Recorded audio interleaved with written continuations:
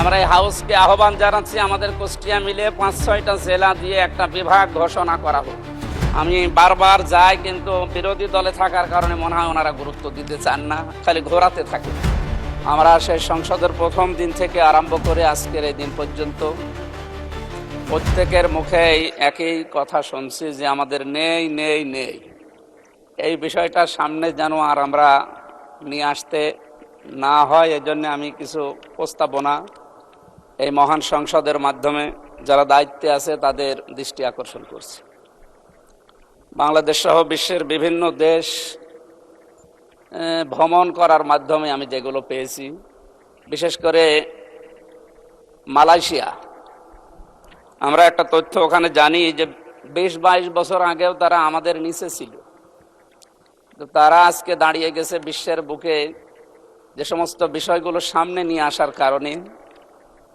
আমি কয়েকটা বিষয় সেখান থেকে পেয়েছি। তার এক নম্বরে তাদের যে সমস্ত জমি জায়গাগুলো আছে, এই বিশাল ল্যান্ডগুলো তারা বিশেষ করে চায়নাকে, তুরস্ককে এবং অন্যান্য আশপাশে যে সমস্ত উন্নত দেশ আছে তাদেরকে আহ্বান জানিয়েছে যে আমাদের এই জায়গাগুলো ব্যবহার করেন, আর আমাদের বেকার যে মানুষগুলো আছে এগুলো কাজে লাগান।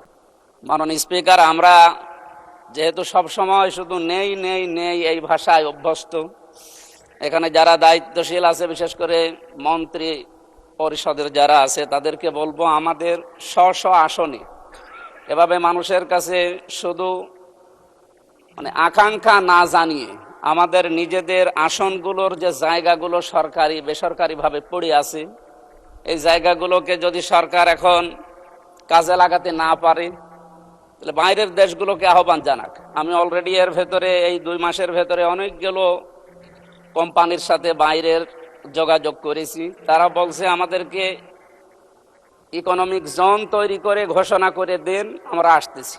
এসে এই জায়গাগুলোতে অন্তত আমার কুষ্টিয়া সদরের 3 আসনের যে জায়গা পড়ে আছে, আমার হরিপুর ইউনিয়নের একটা জায়গা পড়ে আছে, ওখানে প্রায় 1000 একর।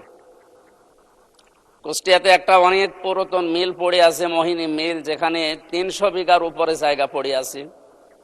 এরপরে আরো বিভিন্ন জায়গা, সুগার মিলে ওখানে প্রায় 750 বিঘা জমি পড়ে আছে।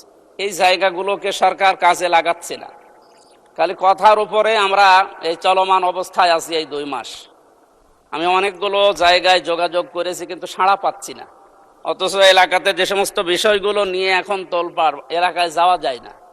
মাদকের যে সয়লাভগুলো, এরপরে বেকার সমস্যা, ছিনতাই, এরপরে আরো যে সমস্ত সমস্যাগুলো, হতাশার জীবন নিয়ে মানুষ চলছে, এগুলো থেকে মুক্ত করার জন্য প্রত্যেকটা মাননীয় জাতীয় সংসদ সদস্য যারা আছে, আমার যতটুকু বাস্তবতায় ধারণা আছে, নিজেদের এই জায়গাগুলো হয় নিজেরা ব্যবহার করবে, অথবা বাইরের যে দেশগুলো যারা পারে তাদেরকে এই মালয়েশিয়ার মতো অথবা থাইল্যান্ডের মতো, এদের মতো আশপাশ উন্নত দেশগুলো থেকে আমরা চায়নাকে ডাকতে পারি, তুরস্ককে ডাকতে পারি।